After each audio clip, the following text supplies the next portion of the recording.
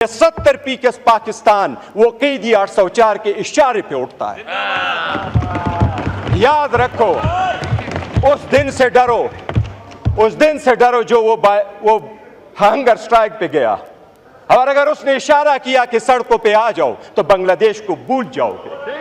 ख्वाजा साहब 2013 में supreme court के order के मुताबिक आपके केस में 45,000 वोट बोगस नहीं थे।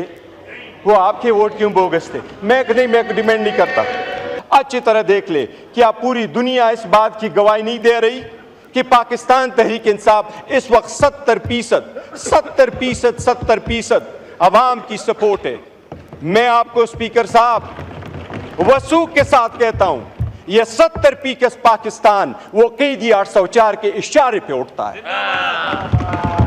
याद रखो, उस दिन से डरो, उस दिन से डरो जो वो हंगर स्ट्राइक पे गया। और अगर उसने इशारा किया कि सड़कों पे आ जाओ तो बांग्लादेश को भूल जाओगे। पर वही है और हम यही चाहते हैं कि माजी को भूल जाओ। पाकिस्तान को रवंडा नहीं बनाना, पाकिस्तान को नहीं रवंडा हमने बनाना, पाकिस्तान को बेहतर करना है। खुदा के लिए ये ईवान में बैठ करके ये जो हम पढ़ते हैं ना, ये आईन की ओथ जब उठाते हैं तो हम कहते हैं कि अपने पर्सनल इंटरेस्ट को हम सेक्रीफाइस करेंगे कौम की। ये पावर इख्तिदार आनी जानी चीज है, ये कौम की अमानत है। पावर आए तो इसका मतलब ये नहीं है कि हम लोगों को जेर करें। कभी ये कोशिश ना करें कि उनमें से कौन जीतता कौन हारता है। हमारे हार और जीत में ये पार्लियामान हार जाएगा, हम उधर के उधर रह जाएंगे। जनाब deputy speaker, it is time है कि कॉमन सेंस प्रिवेल करें। अगर कोई केस कोर्ट में मौजूद है, मैं खान के किस किस केस को उठा दूं? साइफर का उठाऊं, इद्दत का उठाऊं, तो शखाना का उठाऊं, फिर आप लोगों का उठाऊं। ख्वाजा साहब 2013 में सुप्रीम कोर्ट के ऑर्डर के मुताबिक आपके केस में 45,000 वोट बोगस नहीं थे। वो आपके वोट क्यों बोगस थे? मैं डिमांड नहीं करता। क्या हाई कोर्ट के 3 जजेस ने आपके खिलाफ इकामे पे डिस्क्वालीफाई नहीं किया? क्या 2018 में आप खुद नहीं कहते कि मैंने फोन किया और मुझे जितवाया गया? 2024 आया।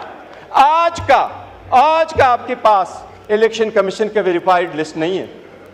ख्वाजा साहब, मेरी सबसे दरख्वास्त है, पहले मैं अपने फिर आपसे, अगर हमने यहाँ अपनी आवाम की नुमाइंदगी करनी है तो भूल जाए हम में से कौन अच्छा है। जिन्होंने पारसाई के दावे करने हैं वो अपने तरफ सारे दो करते। हमारे खानों में ये हम जो चाहते हैं बेहतर, हम ये चाहते हैं कि जो जनाब स्पीकर, आज मेरा एक अच्छा प्रोग्रेस हुआ है हमारी कमेटी में, एक अल्हम्दुलिल्लाह सब कमेटी बनी है। वो कमेटी में हम जाके प्रिविलेजेस और इम्यूनिटीज पे बात कर रहे हैं। मैंने सारी बातें की, मैंने उनको कहा स्पीकर साहब, मैंने ये जिक्र किया, कहा ये कि इम्यूनिटी के लिए रखो, एमपीए मैंने इसके लिए कि 15 दिन पहले अरेस्ट नहीं होंगे, 15 दिन बाद अरेस्ट नहीं होंगे। मैंने कहा हमें वीआईपी कल्चर नहीं चाहिए, हमें अरेस्ट करते जब चाहे अरेस्ट करें, हम वीआईपी कल्चर नहीं चाहते। हम डिग्निटी और रिस्पेक्ट के लिए बैठे, वीआईपी कल्चर के लिए नहीं बैठे।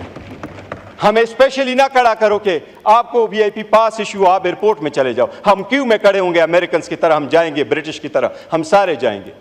जनाब स्पीकर, एक नई शुरुआत की जरूरत होगी अगर मुल्क को बचाना है।